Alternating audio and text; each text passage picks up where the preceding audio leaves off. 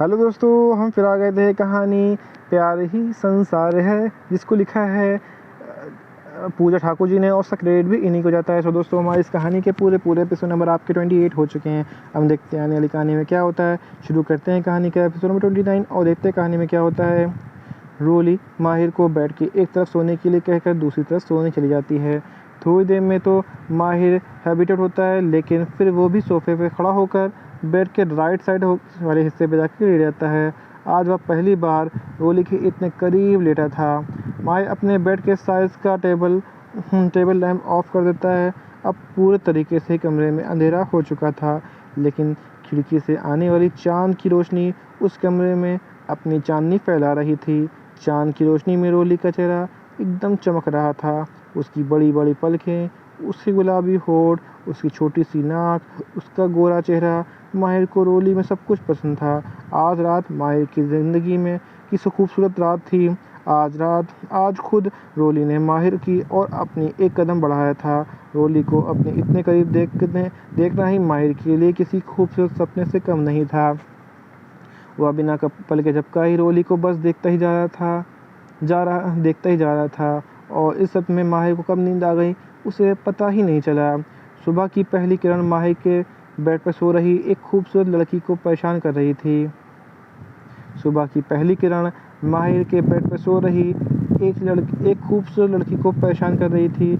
जब माहिर की नींद खुली तो उसकी नज़र सबसे पहले रोली पर पड़ी।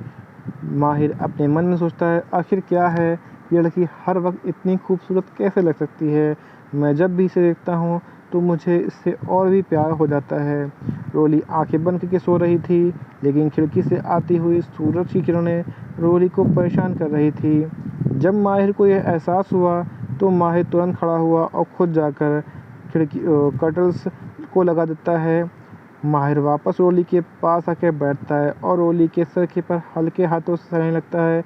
माहिर रोली के सॉफ्ट मुलायम बालों को अपने हाथों से महसूस कर पा रहा था। थोड़ी देर में रोली को यूं ही देखते देखते माहिर खुद को भी काबू नहीं रहता और वो खुद रोहिल के नरम मुलायम होठों पे अपने होठ से छू लेता है। ये माहिर ने दूसरी बार रोहिल को किस किया था। यह किस भी पहले ही किस तरह की बहुत ही हल्की थी। माहिर के होठ ने बस रोली के मुलायम होठों को बस छुआ ही था, लेकिन एक ही काफ़ी था माहिर को खुश करने के लिए। माहिर को ऑफिस जाना था, इसलिए वो बेड से खड़ा होकर बाथरूम में नहाने चला गया। माहिर के जाते ही बेड पर सो रही रोली ने अपनी आँख खोल ली। रोली बहुत देर पहले ही जाग चुकी थी। उसकी नींद बहुत कच्ची थी। जब माहिर ने उसके सर पे हाथ रख के उसके बालों को सहला रहा था, तभी रोली जाग चुकी थी, लेकिन उसने माहिर को कुछ नहीं कहा। और जब माहिर ने रोली के होठों पे अपने होठ रखे तो रोली की दिल की धड़कनें बढ़ गई थी। उसने बहुत ही मुश्किल से सोने के नाटक जारी रखा था। रोली समझ नहीं पा रही थी कि उसने माहिर को क्यों नहीं रोका, क्यों उसने माहिर के होठों को अपने होठों के इतने करीब आने दिया, क्यों माहिर को खुद से दूर नहीं कर पा रही थी। रोली का हाथ अब अपने होठों को सहने लगा था। शायद वह अपने होठों पर माहिर के होठों को महसूस कर पा रही थी। रोली समझ नहीं पा रही थी उसके दिल में ये अलग सी बेचैनी क्यों हो रही है। जैसे ही माहिर ने बाथरूम का दरवाज़ा खोला, रोली ने फिर सोने के लिए अपनी आंखें बंद कर ली। माहिर थोड़ी देर में रेडी होकर अपने स्टडी रूम में चला गया। माहिर के जाने के बाद रोली भी बेड से खड़ी हो जाती है और तैयार होने वॉशरूम चली जाती है। नीचे डाइनिंग टेबल पर सब नाश्ते के बैठे हुए थे। रायचंद्र परिवार और राठौर परिवार एक साथ नाश्ता कर रहे थे। जिज्ञासा देवी वीरेंद्र राठौर से कहती हैं, अंकल जी, हम लोग आज जाने की इजाज़त चाहते हैं। वीरेंद्र, रायचंद्र, इतनी जल्दी? कल ही तो आप लोग आए हैं, कम से कम थोड़े दिन तो रुक जाइए। संजय राठौर, माफ़ कीजिएगा अंकल जी, लेकिन इंदौर में भी घर और ऑफिस को संभालने के लिए कोई नहीं है, इसलिए हमें जाना ही होगा। रचना जी, अभी क्यों नहीं, अभी क्यों, कुछ दिन तो और रुक जाइए ना। सीमा जी, ज़रूर रुकते, पर बेटी घर पे और कितने दिन रुकेंगे। और हम यहाँ आए, सब कुछ देख लिया, हमारी दोनों बेटियाँ यहाँ पर सेटल हो चुकी हैं और हमें क्या चाहिए। जिज्ञासा देवी, सीमा सही कह रही है, अब हमें चलना चाहिए, इंदौर में हमारी ज़रूरत है। रोली, आप बड़ों के बीच में बोलने के लिए माफ़ी चाहती हूँ। बुआ, पापा को तो ऑफिस संभालना है और आपको घर संभालना है, लेकिन यहाँ निखट्टू जय वहाँ क्या करेगा, इसको मेरे पास से ही छोड़ जाइए। वैसे भी मुझे बहुत सारे काम हैं। जय रोली से कहता है, देखो मोटी, मुंह मत खलवा मेरा, वरना तेरा ही ससुराल में तेरी बेइज्जती कर दूंगा।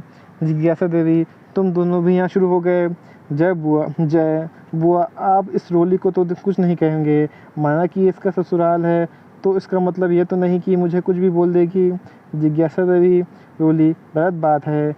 जय, यहाँ रुक के क्या करेगा।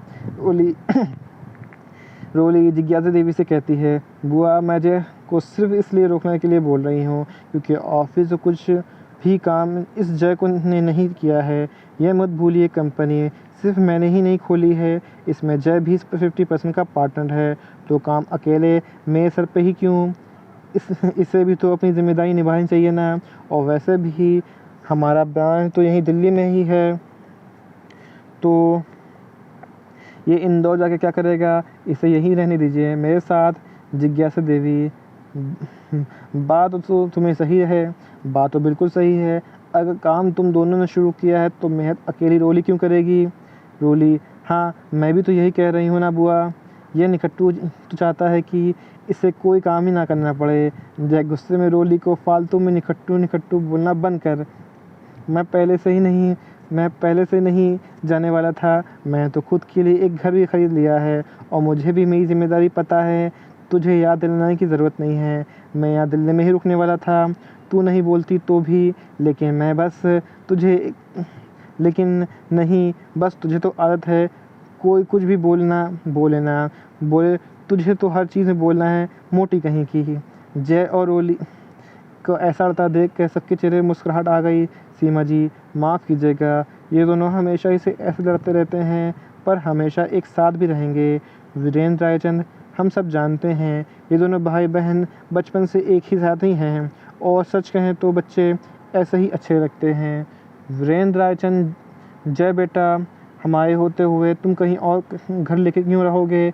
हमारा इतना बड़ा फंक्शन है, हमारा इतना बड़ा घर है, तो हमारे साथ ही रुक जाओ। जय, माफ़ कीजिएगा दादाजी, मुझे यहाँ अनकम्फर्टेबल फील होगा और वैसे भी मैं इस मोटी की और बर्दाश्त नहीं कर सकता। एक तो इतनी मुश्किल से पीछे छूटा है, दोबारा इसी के साथ रहना पड़ेगा। वीरेंद्र रायचंद, मैं कुछ नहीं जानता, तुम यहीं रहोगे हमारे साथ और ये मेरा यानी वीरेंद्र रायचंद का फैसला है जिसे आज तक कोई बदल नहीं पाया है। जिज्ञासा बेटा, संजय, मैं तुम लोगों को इंदौर जाने के लिए नहीं रोक रहा, मैं समझता हूँ वो तुम्हारा घर, कंपनी, सब कुछ तुम लोगों को संभालना है, पर जय यहीं दिल्ली में रहेगा और यहीं रहेगा, ये बात मुझे सही नहीं लगती।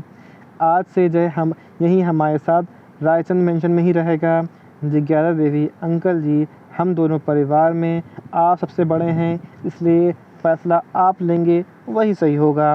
वीरेंद्र रायचंद खुश होकर, चलो अब सब अपना अपना नाश्ता कर लो। नाश्ते के दौरान जय की नज़रें जिया की प्लेट में पड़ती है जिसमें पपीता रखा हुआ था। उसके मुंह में इसे एकदम निकल जाता है, जिया दी, पपीता मत खाओ तो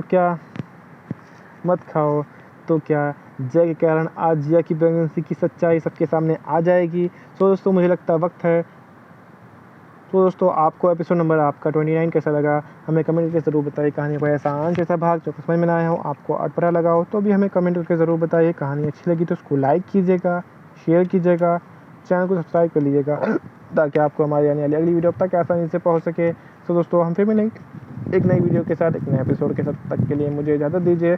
धन्यवाद दोस्तों।